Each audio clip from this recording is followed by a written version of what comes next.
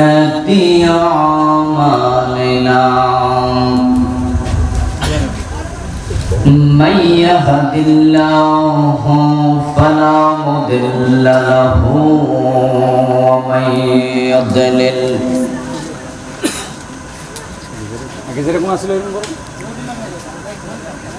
ومن يضلل فلن تجد له وليا مرشدا وأشهد أن لا إله إلا الله وأن محمدا عبده ورسوله أما بعد فقد قال الله تعالى في كلامه المجيد أعوذ بالله من الشيطان الرجيم بسم الله الرحمن الرحيم ألف لام ميم ذلك الكتاب لا ريب فيه هدى للمتقين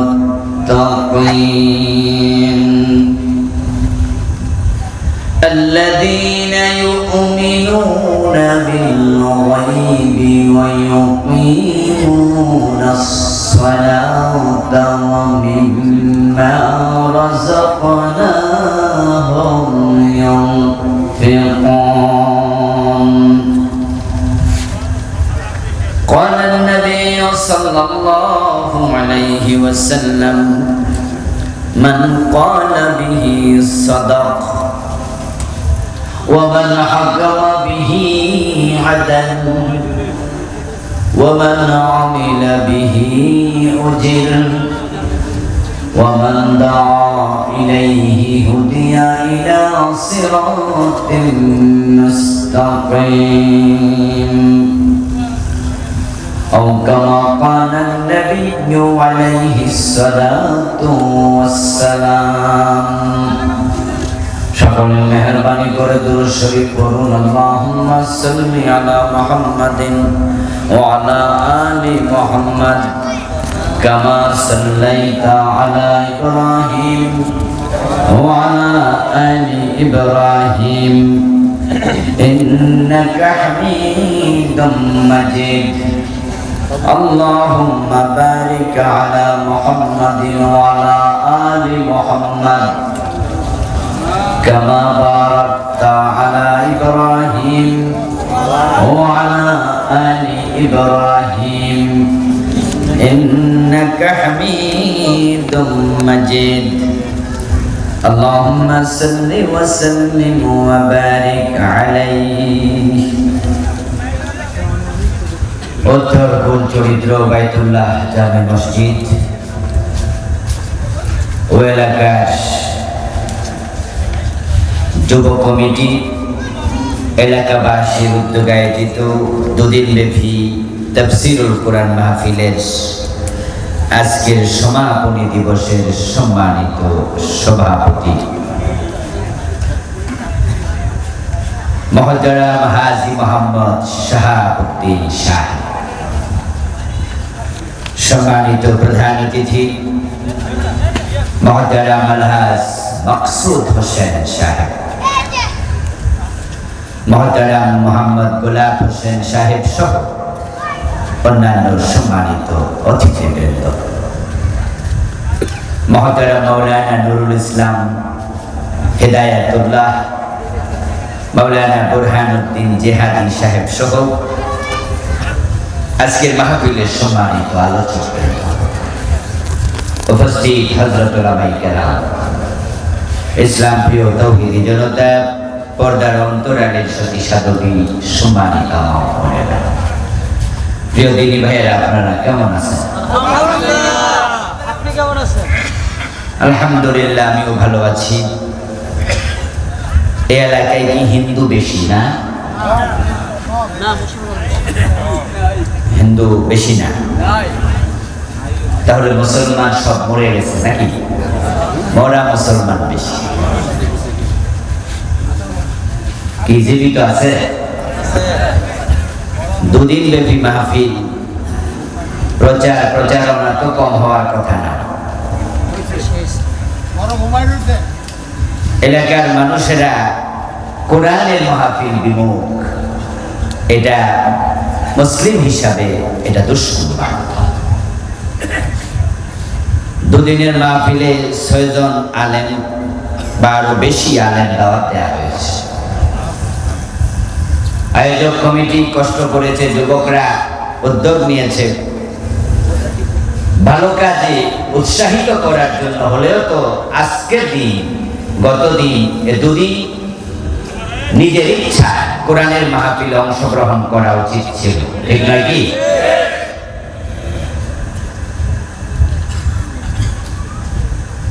বুঝলাম না, যদি হিন্দু অধ্যুষিত এলাকা হতো তাহলে কথা ছিল।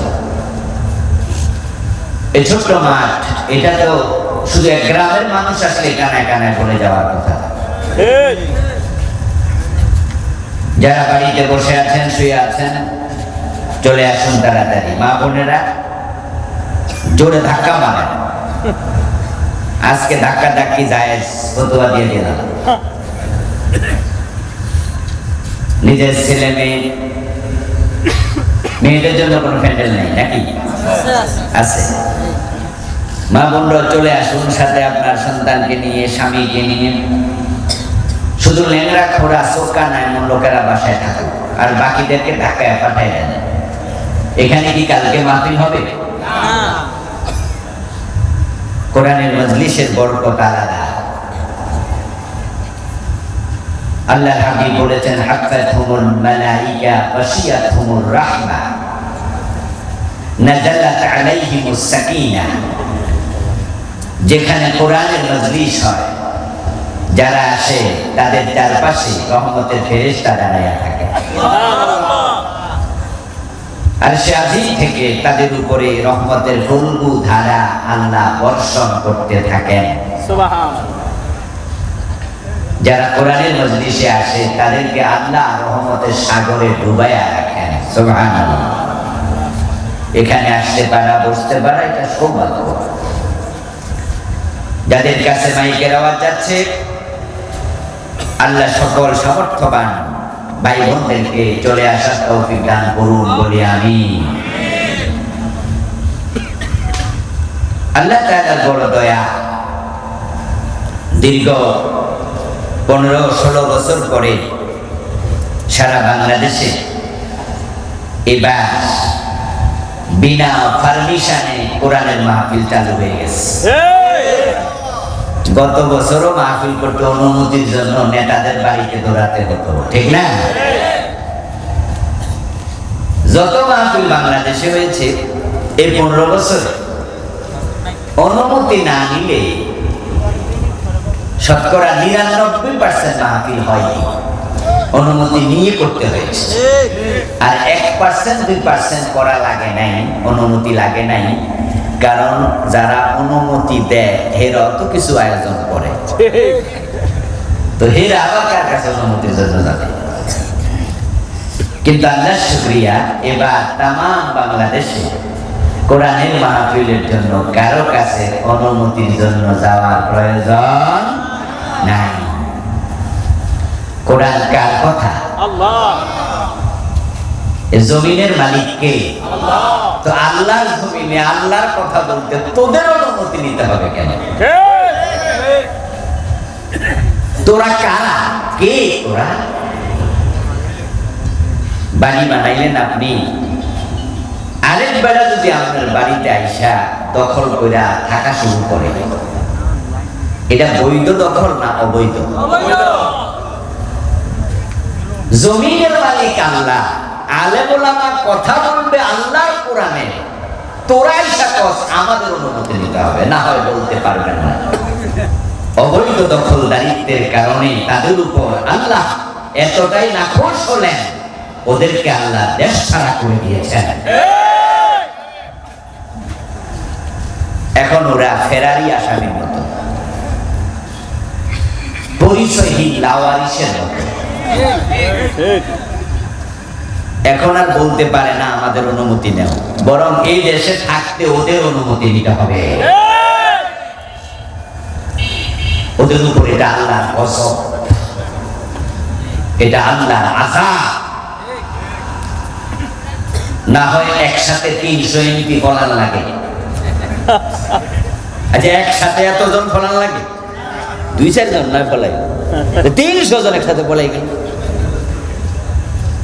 আজি এবং আরো আশ্চর্য হলো, আমি যেটা আল্লাহর গজব করলাম এর কারণ, আশ্চর্য ব্যাপার হলো যারা আন্দোলন করছে, ছাত্ররা করছে না, ওরা কি বলছে যে আপনারা ফলে যান? এরা কিন্তু আন্দোলনে একবারও কয় না যে আপনারা ফলে যান। তাহলে যারা ফলাইছে এরা নিজেরা উদ্যোগে ফলাইছে, ঠিক না? পোলাপান কয় না আপনারা যান। পোলাপান বেশি চেয়ে বেশি হয়েছে পদত্যাগ। কি আপনাদের মনে আছে না? এটা 2 মাস আগের কথাই তো নাকি? যখন 9 দফার দাবি 1 দফায় হলো, তখন দাবিটা কি ছিল? সরকারের নাকি বলছে সরকার ফলাই যান? তো দাবিওয়ালারাও তো ফলাইতে কয় নাই, তো এরা নিজেরা ফলাই কেন? কারণ হলো তাদের কলবের ভিতরে, অন্তরের ভিতরে আল্লাহ এমন ভয় ঢুকাইছে যে 15-16 বছর আমার জমিনে আমার কথা বলতে দেশ নাই। পোলাপান তোরা দাবি করতে জানোস না, কিসের পদত্যাগ? আমি আল্লাহ এই দেশে তাদেরকে থাকতে দেব না। আচ্ছা, যে সেনা প্রধান বলছে ম্যাডাম 45 মিনিটের বেশি সময় নাই, ওই সেনা প্রধানকে আমরা নিয়োগ দিছি? আপনাদের নিয়োগ হেরাই তো নিয়োগ দিছি, কি হেরার লোক না? নিয়োগ যখন দেয়, যদি জানতো এই বেড়া কইব যে 45 মিনিটের নিয়োগ দিত, কল্পনা তো করে নাই। হে এমন কম সময় দিল, রান্না ভাত খাইয়া যাওয়ার টাইমে, পরে ভাত কেনা খাইছে এই ফোলা খাই যায়, শুধু খায় নাই, আবার সেলফি তুলে দিয়েছে কেমনে খাইতে। এগুলো আমাদের জন্য শিক্ষা। আমরা কখনো কোরআনের বিরুদ্ধে যাব না, আমরা কখনো কারোর উপর জুলুম করব না। ওরা দেশের আলেমদের উপর জুলুম করছে, কোরআনওয়ালাদের উপর জুলুম করেছে। হেফাজতে 5 মে শাপলা চত্বরে যে আলেমদেরকে দেখলে আপনারা বসা থেকে দাঁড়ায়া যান, একটু সালাম দিলে নিজে মনে তৃপ্তি পান। নিজের বাড়িতে একটু ভালো রান্না হলে আলেমদেরকে দাওয়াত দিয়া নিজ হাতে খাওয়াইয়া আপনারা খুশি হন। ওই আলেমদের বুকে তারা 5 মে শাপলা চত্বরে গুলি চালিয়েছে, চালায় নাই? যে আলেমরা গুলির আওয়াজ, গ্রেনেডের আওয়াজ, সাউন্ড গ্রেনেড, ওই আওয়াজ সহ্য করতে না পেরে এখানে সেখানে রাতের বেলায় পলায়া রয়েছে, গুলি খাইয়া কিছু মরে গেছে, কিছু পলাইছে। সকালবেলা ওদেরকে যখন যায় তখন বলছে সব কানে ধরে যাবে, ভিডিওটা মনে আছে না? সব হুজুরের কানে ধরে গেছে। শোনো, এমন লোকদেরকে কানে ধরাইছো যে আলেমদের পায়ের তলায় ফেরেশতা ফাঁকা বিছায়া দেয়। কোরআনওয়ালাদের তালিবুল ইলম যারা, তাদের পায়ের নিচে কি ফেরেশতা ফাঁকা বিছায় না? এটা হাদিস, ইন্নাল মালাইকাতা লা তাদউ ওয়াজনিহাতাহা ওয়াদান লিতালিবিল ইলম। প্রিয় নবীজি সাল্লাল্লাহু আলাইহি ওয়াসাল্লাম বলেছেন, যারা কোরআনের তালেব, কোরআনের ছাত্র, কোরআন শিখে শিখায়, তাদের পায়ের নিচে ফেরেশতারা পাখা বিছায়। যাদেরকে ফেরেশতা সম্মান দেয় তাদেরকে লাইন ধরে তোমরা কানে ধরাইছো, কানে ধরাইছো। আল্লাহ তাআলা ছাড় দেন কিন্তু ছেড়ে দেন না। কোরআনে তিনি বলছেন ইন্নাহু লা ইফলিহুজ জালিমুন, নিশ্চয়ই জালেমরা কখনো সফল হবে না। শুধুমাত্র হেফাজতের আলেমদের উপর জুলুম করে নাই, আল্লামা সাইদি রাহিমাহুল্লাহর মতো কোরআনের মুফাসসিরকে তারা 13টা বছর জেলখানায় রাখছে। কত বছর? 13 বছর। উনার হাতে तमाम পৃথিবীর বিভিন্ন দেশে কয়েক হাজার কাফের মুসলমান হয়েছে। এই 13 বছর যদি আল্লাহর বান্দা জেলের বাহিরে থাকতো, মাহফিল করতো, আরো কয়েক হাজার কাফের মুসলমান হতো না? তোরা সেটা হতে দেশ নাই। উনারে দর্শনকারী বানাইছে, নাউজুবিল্লাহ, যুদ্ধপরাধী বানাইছে, হত্যাকারী বানায় মামলা দিছে, মিথ্যা মামলা। সাক্ষী বানাইছে শুকররঞ্জন বাদী হিন্দুকে। হিন্দু মিয়া বলছে ওনার মতো লোকের বিরুদ্ধে আমি সাক্ষী দেব না। ওই শুকররঞ্জন বাদী এখনো বেঁচে আছে। হাইকোর্টের সত্তর থেকে সে সাক্ষী উনার বিরুদ্ধে দিতে রাজি না হওয়াতে কিডন্যাপ করে ইন্ডিয়ায় নিয়ে গেছে। জুলুম কাকে বলে? এইভাবে আলেম ওলামাদের উপর কত জুলুম আমাদের কণ্ঠ চেপে ধরেছে, কথা বলা যাবে না, বললেই বিপদ, বাস মামলা হামলা। শেষ পর্যন্ত যা হলো আমরা চোখে দেখলাম। তাদের নিয়োগ করা সেনাবাহিনী প্রধান বলল, ম্যাডাম থাকেন না, জান না, তাড়াতাড়ি যান। আমার প্রিয় ভাইরা, যে আল্লাহ তাআলা 15.5 বছর পরে আমাদের জন্য কোরআনের ময়দান উন্মুক্ত করে দিলেন, আজকের এই মাহফিলে কোরআনের আহ্বানে, কোরআনের আকর্ষণে আসার সুযোগ দিলেন, বসার সুযোগ দিলেন, কোরআনের কথা বলার মতো, শোনার মতো কোরআন মুখী হৃদয় দিলেন। সব নিয়ামতের মালিককে। সেজন্য আমরা আলোচনার শুরুতে মন প্রাণ ত্যাগ করে অন্তরের সবটুকু শ্রদ্ধা এবং ভালোবাসা দিয়ে আমাদের সেবনী আল্লাহ তাআলাকে শুকরিয়া জানাই, কৃতজ্ঞতা জানাই। সবাই মিলে জোরে জোরে একবার কালিমাতুশ শুকর করুন, আলহামদুলিল্লাহ। মাশাআল্লাহ, ইতিমধ্যে মাঠও ভরে যাচ্ছে, অনেক ভাইরা আসছে। এসে আমরা বসি, কোরআনের কথা মনোযোগ দিয়ে শুনি। আল্লাহ তাআলা তৌফিক দিন। আবারও বলি আমিন। প্রিয় ভাইরা, আমি আপনাদের সম্মুখে পবিত্র কোরআন মাজিদ থেকে সূরাতুল বাকারার প্রথম 3টি আয়াতে কারিমা তিলাওয়াত করেছি।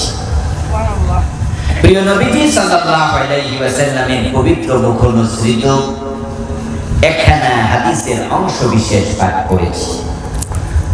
আল্লাহ তাআলা তৌফিক দান করলে এখান থেকে কিছু কথা বলবো ইনশাআল্লাহ। সূরা বাকারার প্রথম 3 আয়াতে আল্লাহ যা বললেন, শুরু হলো আলিফ লাম মিম। এই শব্দের অর্থ একমাত্র জানেন কে? আল্লাহ। আমরা কি জানি না। এগুলাকে হরফুল মুকাত্তাআত বলা হয়। পৃথিবীর প্রায় সব মুফাসসির একমত, আল্লাহু আ'লামু বিমুরাদিহি বিহি। ইয়াসিন, হামিম, আলিফ লাম রা, আলিফ লাম মিম, এই জাতীয় হরফের অর্থ আল্লাহই ভালো জানেন। যদিও কোনো কোনো মুফাসসির ছোট ছোট কিছু ব্যাখ্যা করার চেষ্টা করেছেন, কিন্তু তারা নিশ্চিতভাবে বলেননি এটাই। নিশ্চিতভাবে বলার সুযোগও নাই। এগুলো মিন আয়াতিল মুতাশাবিহাত, স্পষ্ট আয়াত। এগুলোর অর্থ আমরা আল্লাহর জন্য ছেড়ে দিলাম। কোন কোন মুফাসসির বলেছেন হাদা সিররুন বাইনাল্লাহি ওয়া বাইনা ইবাদ। এই আলিফ লাম মিম হা মিম এই জাতীয় শব্দগুলো, এগুলো আল্লাহ এবং তার রাসূলের মাঝখানে গোপন রহস্য। আল্লাহ জানে, রাসূলও জানে। এর মাঝখানে আমরা না গলাবো না, আল্লাহ এবং রাসূলের জন্য আমরাও ছেড়ে দিলাম। তাহলে প্রথম আয়াতের আলোচনা এখানেই শেষ। এর বেশি আমরা করতে চাই না, প্রয়োজনও নাই। এবার আসুন দ্বিতীয় আয়াত, যালিকাল কিতাব। এইটা এমন একটি কিতাব, লা রাইবা ফীহি, যার মাঝে কোনো সন্দেহ নাই। কি দারুণ শব্দ, খুবই পাওয়ারফুল ওয়ার্ড। এমন শব্দ পৃথিবীর কোন লেখক বলার সাহস নাই। দুনিয়াতে অসংখ্য লেখক আছে, কত লেখক। আলহামদুলিল্লাহ আমিও 7টি বই লিখেছি। আগামী 3-4 দিন পরে নতুন আরেকটি আসবে, ওটা অলরেডি ছাপা হয়ে গেছে, বাইন্ডিং চলছে। 8 নাম্বার বই আসবে। পৃথিবীর যত লেখক আছে, কোন লেখক আজ পর্যন্ত বলে নাই যে আমার বইতে ভুল নাই। কিন্তু আল্লাহ বলতেছেন যালিকাল কিতাবু লা রাইবা ফীহি, এটা এমন এক কিতাব, ভুল দূরের কথা, ভুল হওয়ার কোনো সম্ভাবনাও, এর মাঝে কোনো সন্দেহই নাই। কি শব্দ!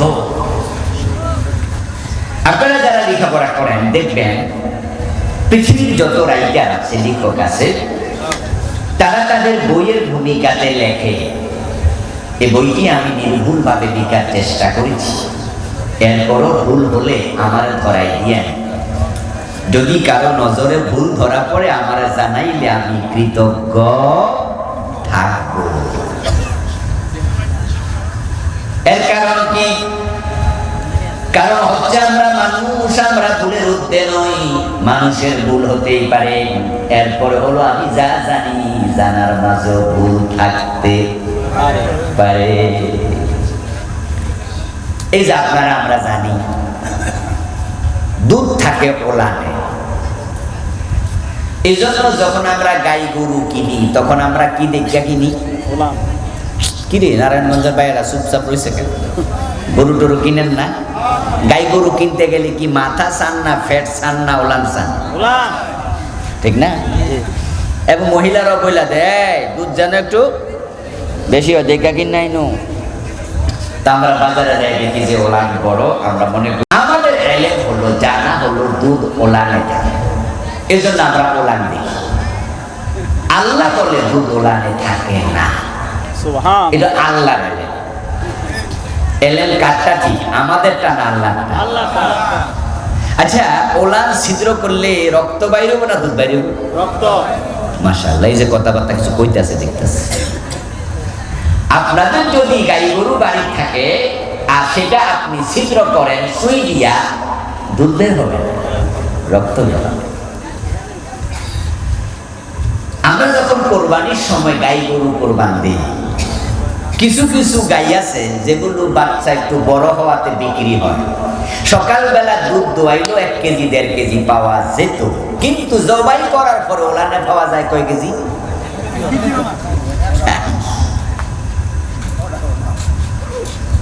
আচ্ছা, কিছু গরু আছে অস্ট্রেলিয়া, একটা গাভীকে 20 লিটার দুধ দেয়, এমন গাই আছে কি বাংলাদেশে? আছে।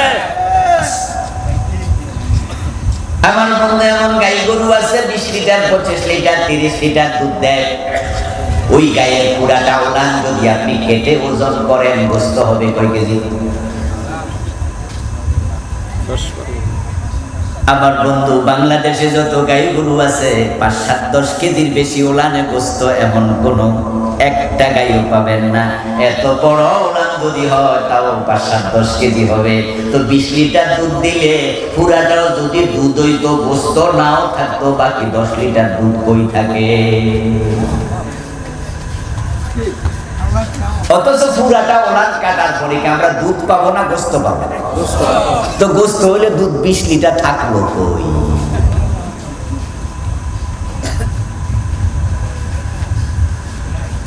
আমাদের ইলমের মাঝে অনেক ভুল, জানার মাঝে ভুল, দেখার মাঝে ভুল। আল্লাহ কোরআনে বলছেন ইন্না লাকুম ফিল আনআমি লাইবা, نسقيكم مما في بطونه من بين فرث ودم لبنا خالصا سائغا للشاربين سبحان الله ও দুনিয়ার মানুষ, এই গবাদি পশুর মাঝে তোমাদের জন্য আমি রেখেছি শিক্ষা, তোমাদের জন্য আমি ইবরত রেখেছি, শিক্ষা রেখেছি।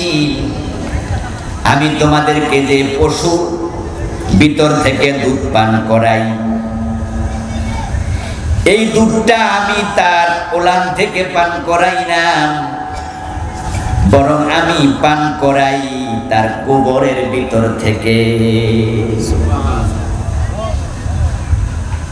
মিম্মা ফি বুতুনিহি, আল্লাহ কয় পেটের ভিতর, বাতনুন এক বচন, বহু বচন, বুতুনুন অর্থ পেট সমূহ। এই উট, এই গাই, এই ছাগি, তোমরা যে দুধ টাইনা ওলান দিয়ে দোহাও, দহন করো, এটা নামে ওলান দিয়া, কিন্তু দুধটা আমি রাখি তার পেটের ভিতরে। কে বলতেছে? আল্লাহ। এখন পেটের কোন জায়গা? মিন বাইনি ফারসিন ওয়া দামিন, পেটের গোবরের ভিতরে এবং রক্তের ভিতরে। সুবহানাল্লাহ। তাহলে আল্লাহ কইছে গোবরের ভিতরে দুধ আছে, আগামী বছর গরু কুরবান দিলে গোবর ফেলাইয়েন না, গোবর ধরে সাপ মারবেন, সাপ মারলে দুধ বাড়িও না। আল্লাহ না কইছে আছে, ফারসুন মানে গোবর, দামুন মানে রক্ত, গোবর মাছ থেকে, রক্তের মাছ থেকে আমি দুধ বের করি।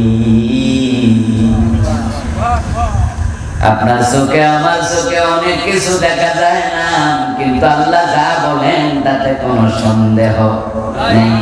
আমরা দেখি গোবর চাপ দিলে ময়লা পানি বের হয়, গোবরের ভিতরে দুধ নাই, কিন্তু আল্লাহ কই আছে আমরা দেখি না, কারণ চোখ দিয়ে সব কিছু দেখার ক্ষমতা চোখেরও নেই। এই যে আপনারা এখানে বসে আছেন, এখানে অক্সিজেন আছে নাই? নাই, আছে আছে আছে, অক্সিজেন আছে। আচ্ছা দেখছেন কেটা কেটা? হাত তোলা দেন, দেখা যায় কিন্তু আছে। নাকের কাছে গোলাপ ফুল দিলে সুগন্ধ লাগবে, গোলাপ ফুলের সুগন্ধ আছে, না সাক্ষী দেয়, কিন্তু চোখ দিয়া তাকাইলে সুগন্ধ দেখা যায়। আপনার পাশে বসে আছে আপনার ছোট ভাই, ধরে একটা সিমটি দেন, দেখবেন ব্যথা, আপনি কবেন যে ব্যথাটা দেখানো যায়, চোখ দিয়া ব্যথা দেখা যায়। তাহলে সবকিছু দেখার ক্ষমতা চোখের নাই, আমাদের দেখায় ভুল, জানায় ভুল। আজীবন দেখলাম সূর্য হলো এত বড় বড় ফুটবলের সমান, কিন্তু বিজ্ঞানীরা বলে না সূর্য পৃথিবীর চেয়ে 13 লক্ষ গুণ বড়। কিন্তু 40 বছর 50 বছর চোখ দেখাইল কি, আর বিজ্ঞানীরা কইল কি? বঙ্গোপসাগরে যাবেন, কুয়াকাটার তীরে দাঁড়াইয়া, বঙ্গোপসাগরের পারে দাঁড়াইয়া তাকাবেন, গোধূলি লগ্নে সূর্য ডুবতেছে, এই তো অর্ধেক ডুবছে, এই তো 4 ভাগের 3 ভাগ ডুবছে। মোবাইল ধরে রাখবেন, দেখবেন পুরাটা ডুবে গেছে। ওখানে দাঁড়াইয়া সৌদি আরব পরিচিত কাউকে টেলিফোন করবেন, মোবাইলে বলবেন সূর্য ডুবছে, তখন সে দোস্ত কইল কেডা, ডুবার এখনো 3 ঘন্টা বাকি। আপনি দেখলেন এই যে ডুবতেছে, হে তো দূর মিশা কথা, 3 ঘন্টা বাকি। তাহলে সূর্য কি আসলে ডুবছে? তা আপনি দেখলেন কি? এটা দেখায় ভুল, জানায় ভুল। এই জন্য তো আমরা বই লিখি, বইয়ের সামনে লেখা দেই, ভুল হইলে দইরা দিয়েন, আমি কৃতজ্ঞ থাকবো। কিন্তু আমার আল্লাহর ইলমে কোনো ভুল নেই। যালিকাল কিতাবু, সেই কিতাব, এটা ওই কিতাব, লা রাইবা ফিহি, এর মাঝে কোনো সন্দেহ, যা বলছি সব ঠিক। সুবহানাল্লাহ। আশ্চর্য কিতাব, যার মাঝে কোনো খুঁত নাই, নিখুঁত, কোনো খুঁত নাই, নির্ভুল, ভুলের লেশ নাই। এই কিতাবটা আপনাদের বাড়িতে আসেনি? পাইয়া লাভ কি হল? পড়েন তো, সুবহানাল্লাহ না করতেছে, পড়েন তো। যারা পড়েন তারা তো অর্থ বোঝে না, যারা অর্থ বোঝে তারা তো ব্যাখ্যা বোঝে না, যারা ব্যাখ্যা বোঝে তারা তো কিতাবটা মানে না। যদি এই কিতাব আমরা বুঝতাম, মানতাম, ধরতাম, 53 বছর আগে আল্লাহর কোরআন এই দেশের সংবিধান হওয়ার কথা। এটা আমি কিতাব পাইলাম, কিন্তু কিতাবটাকে সংবিধান বানাইতে পারলাম না। এই কিতাবটা বরং গিলাপ দিয়ে বাইন্দা মসজিদের টাকা লিখে দিলাম, মাদ্রাসার টাকা লিখে দিলাম। হতভাগা জাতি এই কিতাবে তারা মূল্যায়ন করতে জানে নাই। এই কিতাব থাকার পরেও তারা ডক্টর কামাল বলতেছে এবং তাদের সংসদে দাঁড়ায় যখন বক্তৃতা দেয় এমপিরা, তখন কয় পবিত্র সংবিধান, সংবিধানের এত নাম্বার খারাপ। ওরে বাবা রে বাবা, ডক্টর কামাল মিয়ার লেখা সংবিধানের ধারার এত দাম, আর আমার আল্লাহর আয়াতের ধারার বুঝি কোনো দাম তোমাদের কাছে নাই।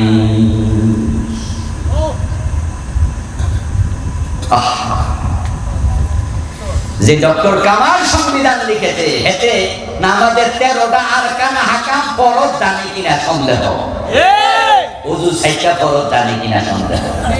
আর হেতের লেখা সংবিধান পবিত্র, আর আল্লাহর কোরআনের খবর কি? এটা পবিত্র না।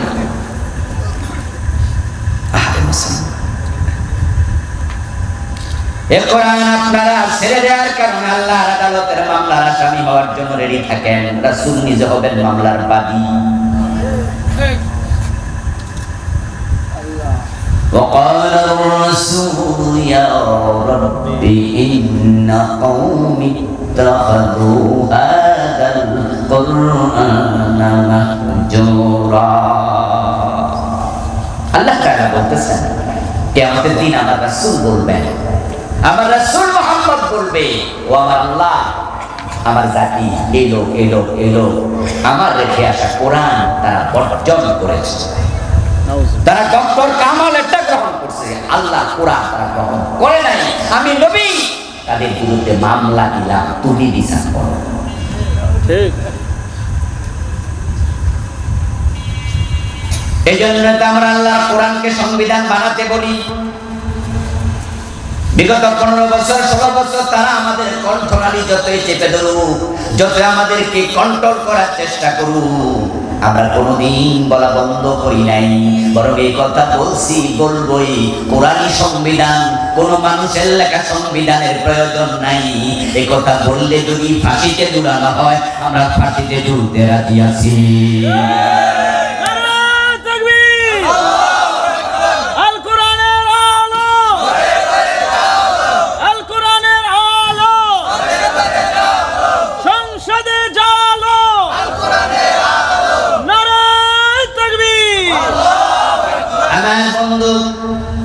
আমাদের সবার প্রিয় নবী মুহাম্মদুর রাসূলুল্লাহ সাল্লাল্লাহু আলাইহি ওয়াসাল্লাম যখন তিনি মদিনার প্রেসিডেন্ট হলেন, তখন তিনি আল্লাহর কোরআন দিয়ে মদিনা পরিচালনা করেছেন। কি করছে? না নিজে কিছু আইন বানিয়ে নিয়েছে? তো রাসূল যদি কোরআন দিয়ে দেশ চালায়, এখন উম্মত হিসাবে আমরা কি নিজের আইন বানাবো না কোরআন দিয়ে চালাবো? অথচ বাংলাদেশটা 53 বছর কোরআন দিয়ে চলছে নাকি? এখন সে বিষয়ে আপনার ভূমিকা কি? আপনার আমল আপনার কবর, আমার আমল আমার কবর। ফেরেশতা জিজ্ঞাসা করবে মান রাব্বুকা, জবাব আপনার নেতা যাইয়া দেবে না। আপনার প্রশ্নের জবাব নেতা দেবে না, নেতার কবরে আপনি যাবেন না। কবরে জবাব দিতে হলে কোরআন হাদিসের আলোকে জীবনটা সাজানো দরকার আছে না নাই? আছে। সাবধান হয়ে যান ভাই, বিপদের দিনে কেউ কারো পাশে থাকে না। এই যে 300 জন নেতা পলাইয়া গেছে, সাথে কয়জন কইরা কর্মী নিছে? বিপদের দিনে কেউ কারো পৌঁছেও জানডা লইয়া পলাইছে। যদি দুনিয়ার বিপদে আপনাদেরকে রাখিয়া যায়, কিয়ামতের বিপদে হবে কি? সন্দেহাতীত দামি কিতাব, এই কিতাব এত দামি, এর সাথে যে লাগে তার দাম বেড়ে যায়। সুবহানাল্লাহ। এই কিতাব কম দামি কাপড়ের গায়ে যদি গিলাফ হয়ে লেগে যায়, কম দামি কাপড়ের দামটা এমন বাড়ে কোনোদিন পা লাগে না, যদি লাগে চুমু খেতে মন চায়। এই কিতাব আশ্চর্য কিতাব। 100 টাকা দিয়ে তুলা আম অথবা এই জাতীয় কোন কাঠ দিয়ে বানানো রেয়াল যখন কোরআনের গায়ে লেগে যাবে, ওই রেয়ালের দাম এত বাইরে যায়, যদি বাচ্চা মানুষের পাও লাগে বাচ্চার মাও চুমু খায়। আল্লাহ নিজে বলছেন, ইয়ারফাইল্লাহুল্লাযীনা আমানু মিনকুম ওয়াল্লাযীনা উতুল ইলমা দারাজাত। যারা ঈমান পাওয়ার পরে কিতাবের ইলম শিখবে, আল্লাহ বলেন আমি নিজ দায়িত্বে তার সম্মান বাড়াইয়া দেই। এই কিতাবের সাথে লাগলে দাম বাড়বে। এখন এই দামি কিতাব আল্লাহ সন্দেহাতীত করে কেন নাজিল করলেন? কোন উদ্দেশ্য আছে কিনা? আছে। আচ্ছা, কোরআন শরীফ কি আল্লাহ শুধু ফাও নাজিল করছে? না। উদ্দেশ্যটা কি? কেন কোরআন পৃথিবীতে এসেছে? বাংলাদেশের লোকেরা কোরআন পড়ে কিন্তু কেন আসছে জানে না অনেকেই। হাফেজ 30 পারা হাফেজ। প্রশ্ন করুন, কোরআন আল্লাহ কেন পাঠাইছে? আল্লাহ কেন পাঠাইছে? কোরআন থেকে একটু জবাব দাও। কত হাফেজ আছে জবাব দিতে পারবে না। আশ্চর্য দেশ বাংলাদেশ, যারা কোরআন পড়ে মুখস্থ করে, কিন্তু অনেক হাফেজ 30 পারার মাঝে 29 পারা বাদ দেন, 1 পারার অর্থ জানে না, এটা শিখেই না। হাফেজ তো তাকে মতো করতেছে। এমন হাফেজ আমি পাইছি, রে বাবা রে বাবা, এক টানে ফিরা দাঁড়, এমন স্ট্রং হাফেজ, কিন্তু কোরআন অর্থ পড়ে না, ব্যাখ্যা করে না, তো বুঝবে কেমনে কোরআন কেন এসেছে? তাই কোরআন শুধু তেলাওয়াতের কিতাব না, কোরআন বুঝার কিতাব, কোরআন মানার কিতাব। আফালা ইয়াতাদাব্বারুনাল কুরআনা আম আলা কুলুবিন আকফালুহা।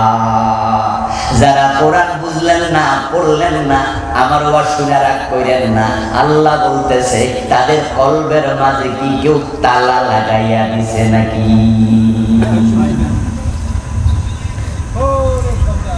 তো কোরআন তো আমি বুঝার জন্য, পড়ার জন্য, মানার জন্য নাজিল করছি। তোরা বোঝে না কেন? কলবে কি করে তালা দিছে?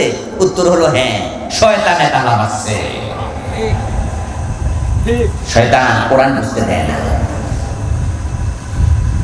যে সমস্ত লোকেরা জান্নাত পাওয়ার জন্য পীর সাহেবের বাড়িতে যায়, পীরের পায়ে সেজদা মারে, ওরা যদি পীরের বাড়ি যাওয়ার আগে, সেজদা দেওয়ার আগে এই আল্লাহর কোরআনটা অর্থ সহ পড়তো, তাহলে কোরআন তাদেরকে ভণ্ড পীরের পায়ে সেজদা দিতে বাধা দিত। কোরআনের মাঝে আছে ওয়াকাদা রাব্বুকা আল্লা তা'বুদু ইল্লা ইয়াহু। রবের ফয়সালা, আল্লাহ ছাড়া কারো ইবাদত করা যাবে না। ইবাদতের মালিক শুধু কে? আল্লাহ। সেজদা কি ইবাদত না? তাহলে সেজদা দেবেন শুধু কাকে? কোরআন বলতো এই ভণ্ড পীরের পায়ে সেজদা দিস না, ফির সেজদা পাবে না। যে ফির সেজদা, এটা আসল ফির না, এটা ভণ্ড। আল্লাহর জান্নাত পাওয়ার জন্য পীরের বাড়িতে একা যায় না, সাথে নিজের বউ নিয়ে যায়। এমন মুরিদ আছে না নাই? জামাইও পীরের কয় বাবা, বউ কয় বাবা। ওই দুজন সাথে যদি কোনো ফোলা মাইয়া যায়, হেরাও কয় বাবা।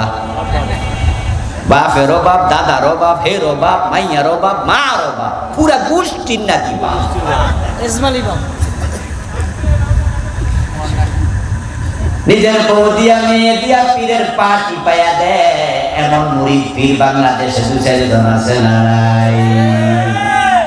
উদ্দেশ্য হলো পীর বাবা খুশি হোক, পীর বাবা খুশি হোক। যেমনে খুশি করা দরকার তেমনে করমু। নিজেও টিপমু, নিজের বউ ফা টিপুক, মাইয়াও টিপুক। যদি বাবা খুশি হয় তাহলে আমাদেরকে রেখে বেহেশতে যাবে। পীর বাবারে খুশি করার জন্য বউ নিলা, পীরের সামনে পর্দা লঙ্ঘন করলাম। যদি পীর ধরার আগে কোরআন ধরতাম, তাহলে কোরআনের মাঝে পর্দার বিধান আছে না নাই? তখন বেপর্দা পীরের কাছে বেপর্দা বউ নিতে কোরআন তোমাকে বাধা দিত। কোরআন ধরবে না কেন, পীর ধরবে না কেন? বাংলাদেশের লোক কোনটা ধরে আগে?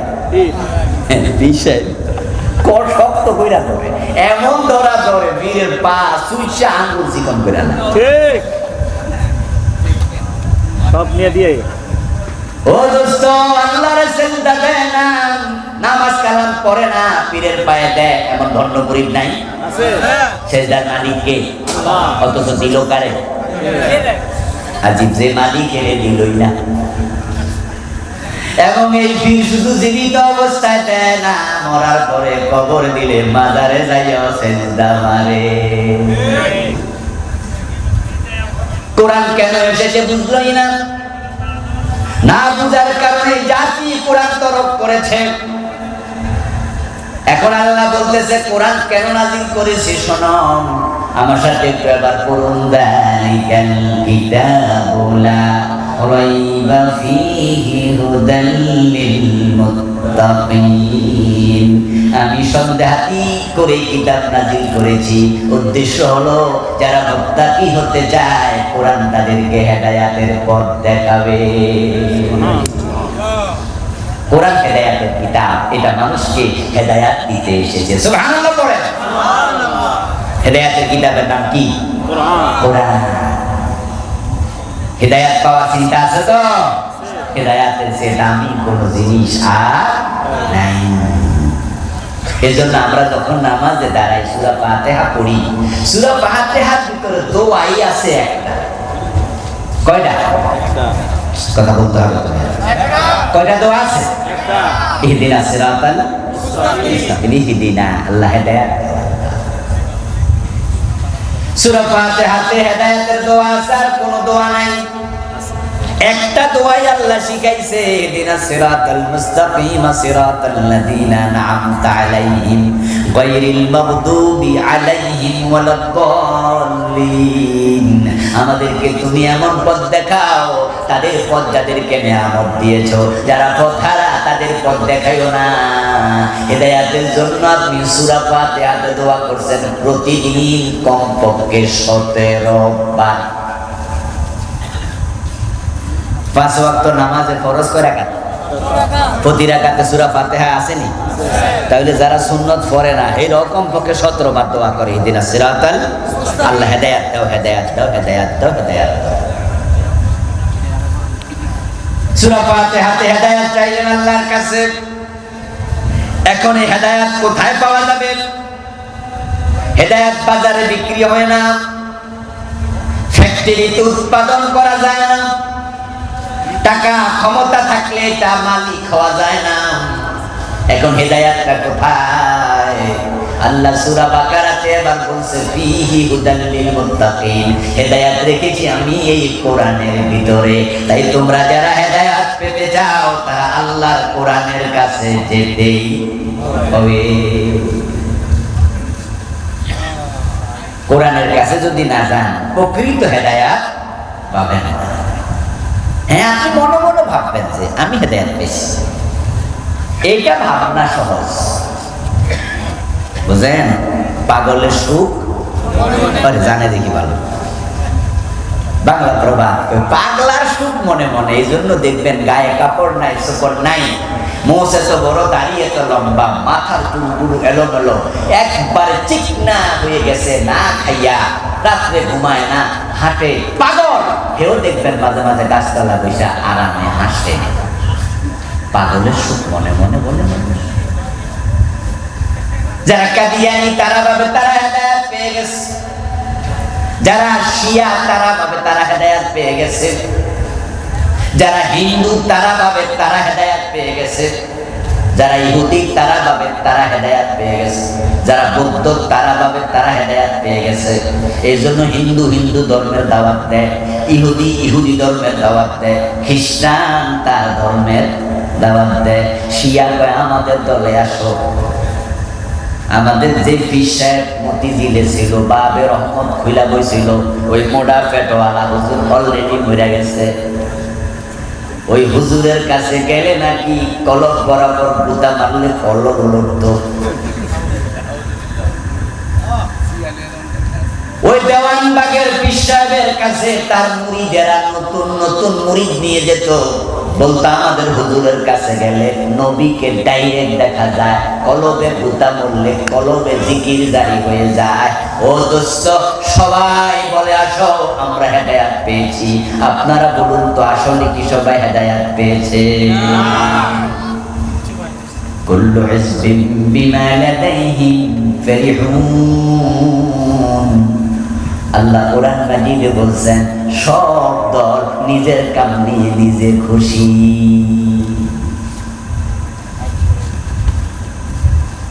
ফিসে গোসল করছে সপ্তাহে একবার,